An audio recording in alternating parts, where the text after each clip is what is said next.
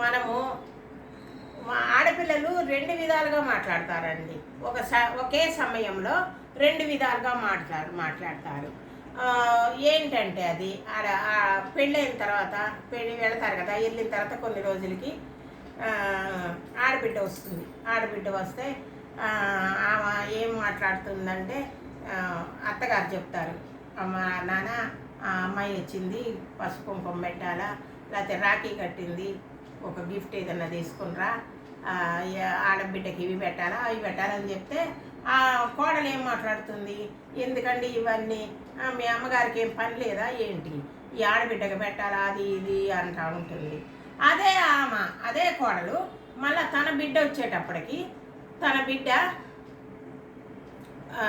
అరే కొడుకుకి చెప్తుంది, అరే నాన్న అక్క వచ్చిందిరా, చెల్లి వచ్చిందిరా, గిఫ్ట్లు పట్టుకురండి, రాఖీ కడతానికి అక్క వచ్చింది, మనం సారీ పెట్టాలా, ఏదన్నా ఒకటి గిఫ్ట్గా ఇవ్వాలా, కాబట్టి పసుపు కుంకుమ పెట్టాలా అని కొడుకు చెప్తుంది. అదే కోడలు తన ఆడబిడ్డకు వచ్చేటప్పుడు ఒక రకంగా మాట్లాడుతుంది, తన కూతుళ్ళు వచ్చేటప్పటికి ఒక రకంగా మాట్లాడుతుంది. ఒకే మనిషి రెండు విధాలుగా మాట్లాడే విధానాలు ఇదేనండి.